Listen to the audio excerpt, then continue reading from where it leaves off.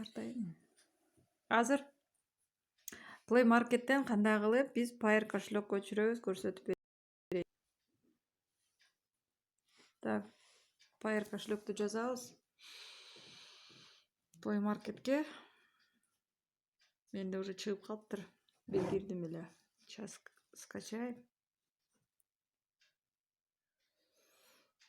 Бат эле жүктөлөт бул. Эч кандай кыйынчылыгы жок бул кошелектин. Оңой эле, көп кнопка, көп немеси деле жок.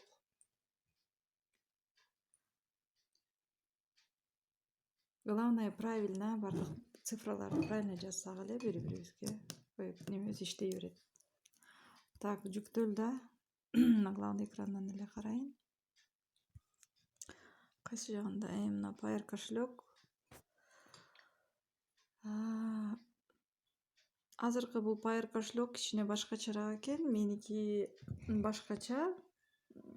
Мындан кийинки видеону мен уже тартып койгом өзүмдөнчү. Ошого кичине башкачараак. Мен просто жүктөй албайт экенмин ал жакка, потому что менде уже Payer кошелек бар. Ошон үчүн мен башка телефонго жүктөп атам. Мына войти эмес, создать деп басабыз. Вот, налоги англисче түшүнсө муну окуп чыкса болот. Соглашение. Вот, мондай чыктыбы, буну болсо скрин кылып алабыз өзүбүзгө. Потому что бул жерде мына данный турат. Мына номер счета турат. P10 дегенчи ушул счет менен иштейбиз. Любой жерге ушул счет жазылат, анан өзүбүздүн паролубуз жазылат. Эгерде паролубуз болсо, паролубузду эгерде алмаштыргыңар келсе, мына изменить пароль деген бар. Ошол жерден паролду алмаштырып алсаңар болот. Мен алмаштырып алгам, потому что өтө эле сложный экен пароль. Так, или скопировать буфер кылсаңар, бул скопировать этилип калат силерге. Бирок мен бул жерге жазып алайын. Бирок азырынча пока кереги деле жок экен бунун. Ошентсе деле.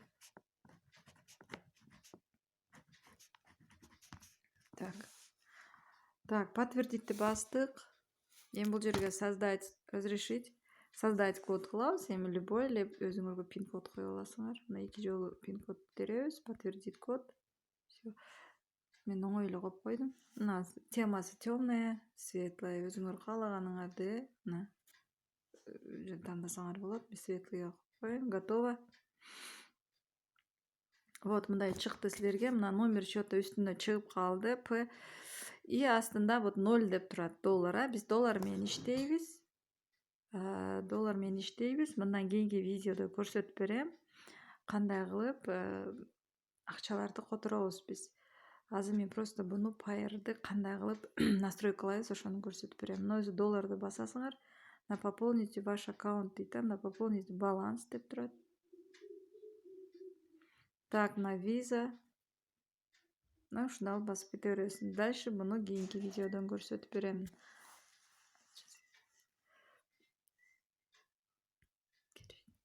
Так, мына жерде настройки турат. Настройкиде мына идентификация турат. Но сөзсүз идентификациядан өтүп коебуз. Мне кажется, сөзсүз өтүш керек. Кийин акча көп акчаларды ала турган болсоңор, идентификация сөзсүз керек. Любой эле кошелекту ачканда биз, мисалы үчүн өзүбүздүкү внутренний кошелек Элсомду ачканда дагы сөзсүз лимит коюп коет ал жерге. Лимиттен биз ашырып акча сала албайбыз. Ошон үчүн банкка барып биз подтверждениеден өтүп келебиз. Вот ошондой эле бул жерде идентификациядан өтөбүз. Но язык приложения дейт, язык система. Язык приложенияны өзүңөр өзгөртүп алсаңар болсо керек бул жерден, бирок мен азыр орусча эле колдоном. Пароль, пин код ушулардын баарын ошол жерден өзгөртсөңөр болот. Мына идентификацияны басамын.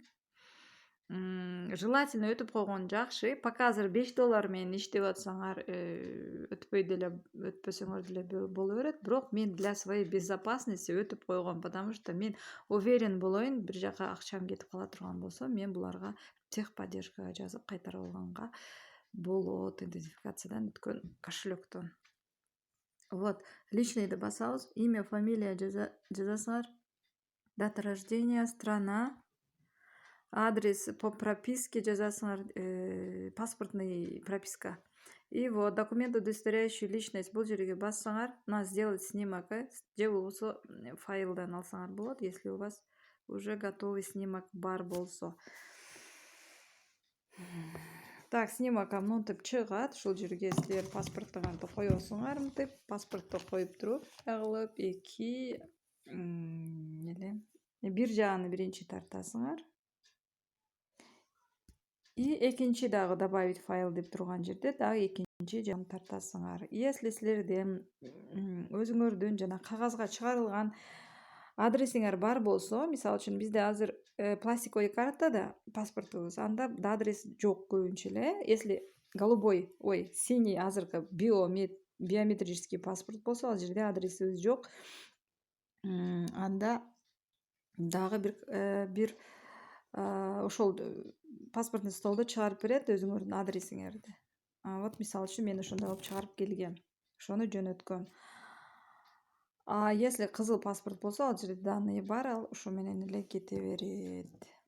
Желающий документ, подтверждающий адрес проживания, любой эле документиңер бар болсо, мисалы, кандай десем, же болбосо баягы силердин какой-то квитанцияңарбы для этого коммунальный услуга төлөгөн, же болбосо кандай десем, ошол жерде проживаниясы бар да өзүңөрдүн фамилияңар чыгып калат, аты жөнүңөр чыгып калат, үй номериңер чыгып калат. Вот.